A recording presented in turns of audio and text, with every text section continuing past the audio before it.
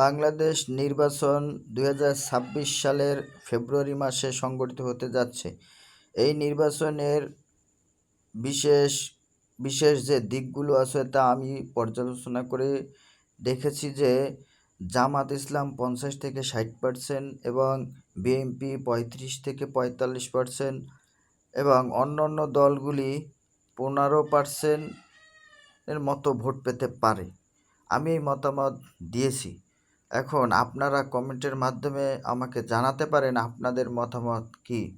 তবে আমি চাই সুন্দর, সুষ্ঠু এবং নিরপেক্ষ একটি নির্বাচন জানি হয়, এখানে কোনো পক্ষপাতিত্ব জানি না হয় এবং সবাই জানি সুন্দরভাবে ভোট দিতে পারে, কোনো দলীয় হস্তক্ষেপ জানি না পড়ে, এই আমি কামনা করি এবং দেশের মঙ্গল এবং উন্নতি কামনা করি। যে কোনো